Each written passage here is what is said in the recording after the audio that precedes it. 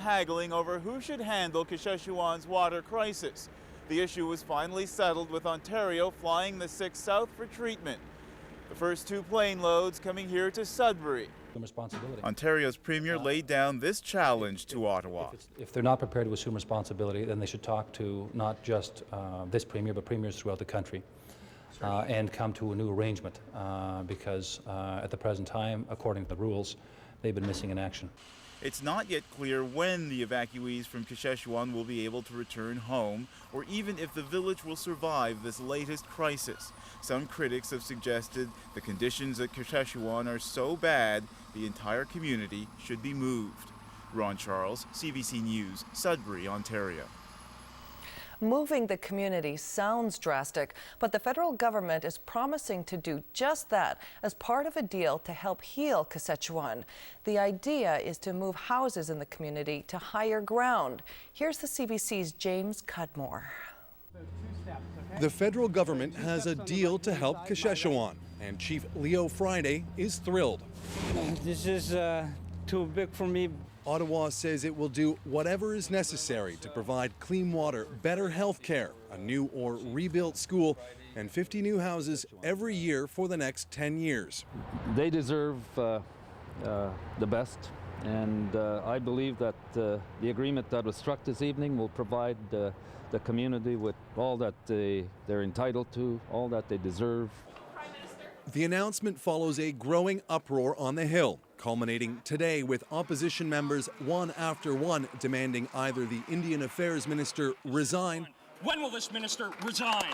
Or deal with Kashechewan's problems. Tonight, the Indian Affairs Minister made a commitment. The Government of Canada will take any and all measures necessary to ensure safe drinking water. But Kashechewan is not the only First Nation with water problems. According to Health Canada, there are 95 First Nations living under boil water advisories. 51 of them have been in place for at least a year. 7 have been in place for at least 5 years. The health minister says it's a problem. 95 First Nations communities across Canada are under a boil water. How would you feel? Absolutely horrible. Absolutely horrible. Thank you. One of those communities is the Skownan First Nation, about 4 hours northwest of Winnipeg.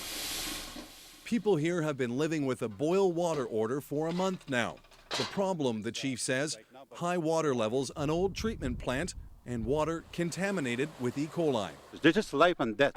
I don't want people to die or anything like that, but I believe they got sick on that water. And now the Indian Affairs Minister says that's going to change too. Tonight's announcement includes a promise to bring in new rules and new measures to govern First Nations water supplies, and a commitment to provide equipment and training to ensure those supplies stay safe into the future. James Cudmore, CBC News, Ottawa. James mentioned a community in Manitoba with a water problem. People there have had to boil their water to clean it for about a month. Well, the CBC's Duncan McHugh went to Guilford Island in British Columbia to visit a community with water problems going back years, 9 years. In English, this beautiful place at the northern tip of Vancouver Island is called Health Bay. But that name is a cruel joke to the people of the Quixotinioq-Aquahakmish First Nation. The water is undrinkable, has been for 9 years, ever since the water purification system broke. Instead, residents drink bottled water. It makes no sense to David Johnson. We shouldn't be doing that. We should be on our own system. But, what can you do? The wells, they got salt in them. The overly salty water causes rashes and rusts water tanks, but the problems go beyond water. Sinks and rust in all the fittings, mold throughout, all around the window. All 26 houses here are condemned because of mold. Beatrice Smith puffs her inhaler 6 times a day. Her niece has been hospitalized, and she's had a parade of officials inspecting her home. We've had numerous people come in. I think my house has been assessed like 20 times now.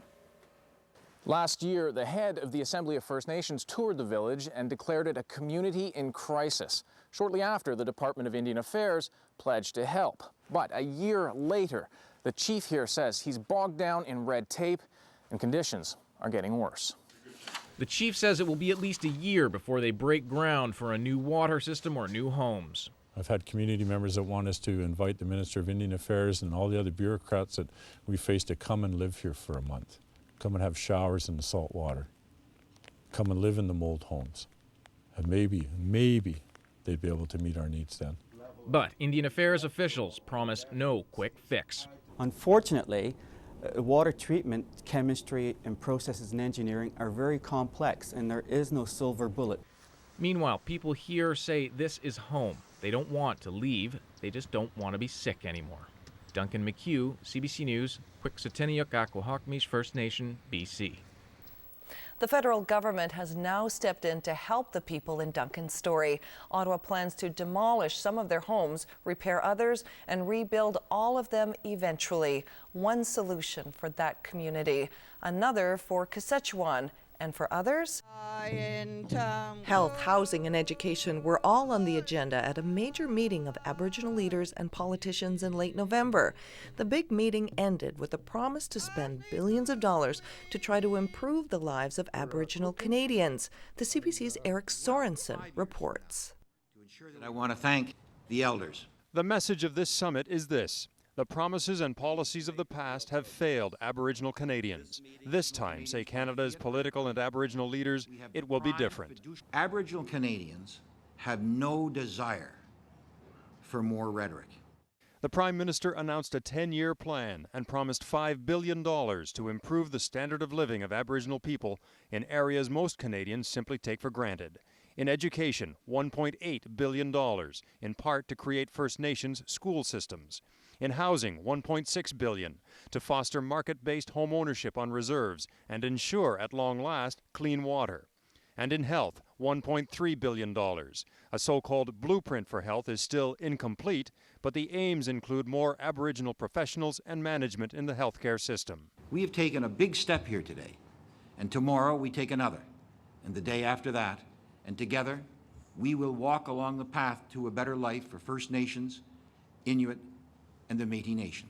We feel that we've had great success. The 5 Aboriginal leaders here overcame their own differences over inclusiveness. It's the first step.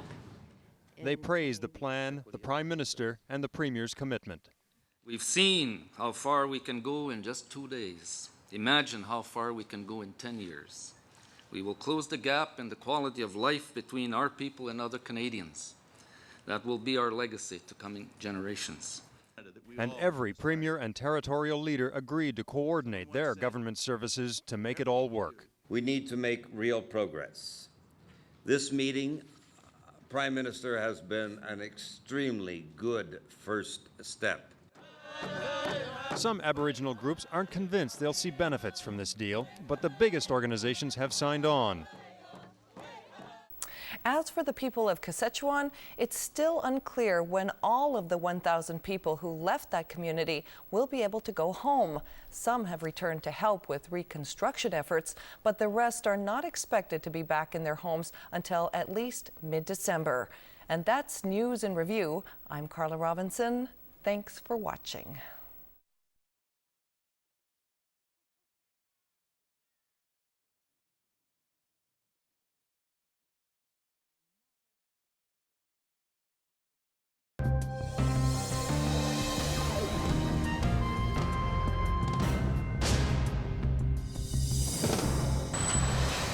Paying the price. As energy costs soar, so does the Canadian dollar. If the dollar moves to 90 cents US, we might as well move to the United States.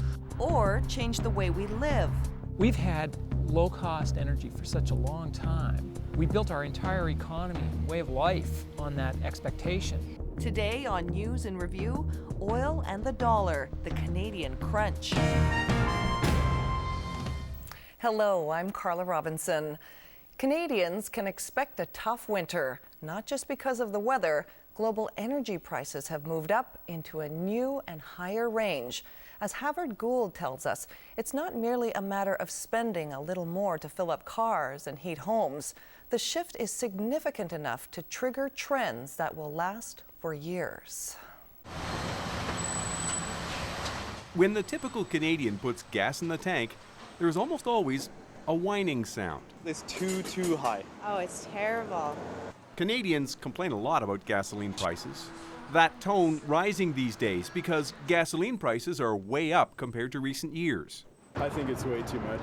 Too much money. In fact, Canadians, as some of the world's largest consumers of energy, should have even more to complain about this winter. Not just gasoline, home heating oil prices are up too. Natural gas has soared. Electricity rates in many parts of the country are leaping. So watch out for this winter. You think the grumbling at the pump is bad? Wait until the home heating bills come in. On average, what you're probably looking at is about a $1,000 increase in spending on energy. Does the complaining matter?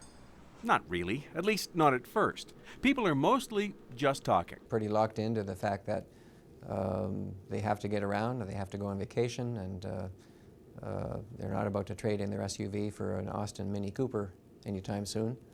But all that noise, disaster, we don't have a choice, is about to turn into trends that matter very much. Powerful forces are at work, and just complaining isn't going to cut it anymore. We've had low-cost energy for such a long time. We built our entire economy and way of life on that expectation. It looks like we're getting into an era in which basic energy is going to be more expensive than it was perhaps over the last 15, 20 years. That means changes to how Canadians work and live. It's not a matter of wild predictions about the future. There are precedents and proof that the changes have already started, many of them in ways you might not expect. The 1970s, the oil embargo, when producing countries banded together and choked off deliveries. There is an energy crisis in Canada. This edition of CBC News Magazine concerns all Canadians, and certainly myself included. This delivery of fuel oil is going to cost me more than ever before, and so will gas for the car this winter.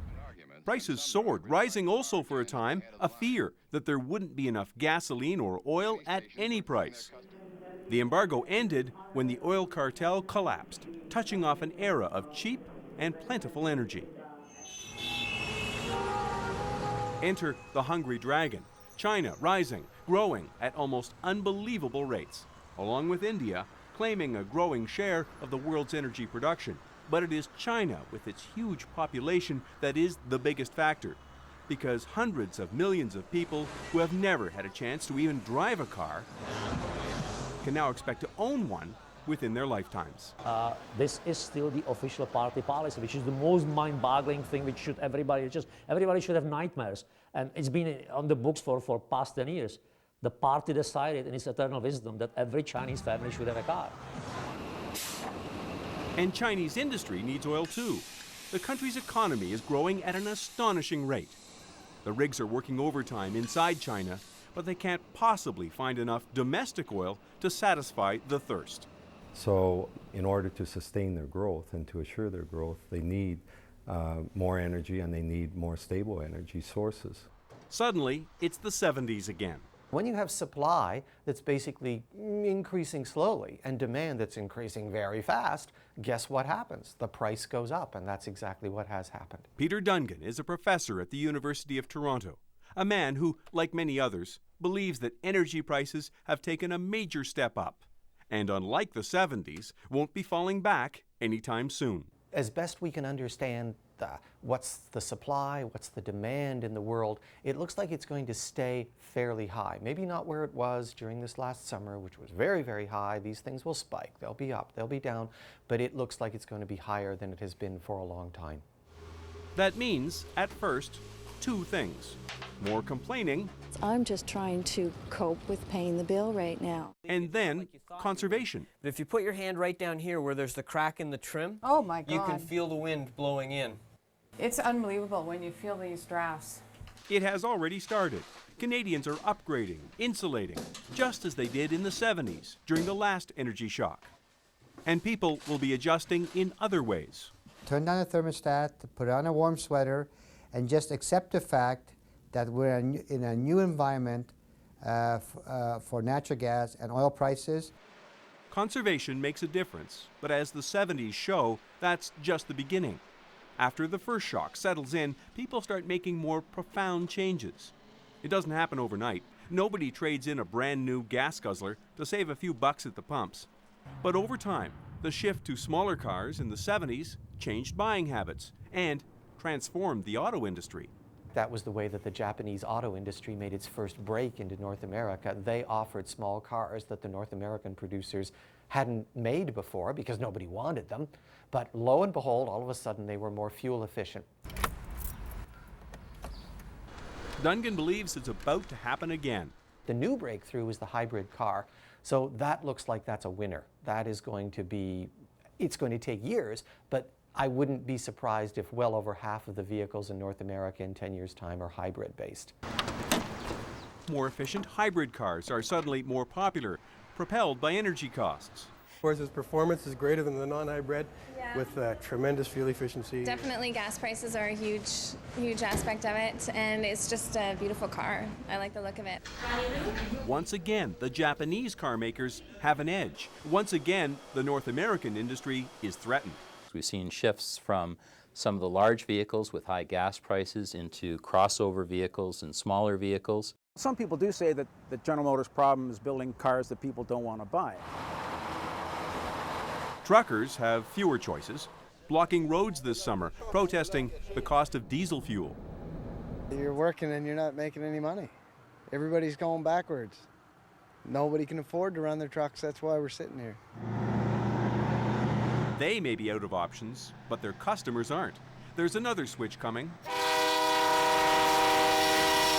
Rail. For long-haul routes, far more efficient than trucks.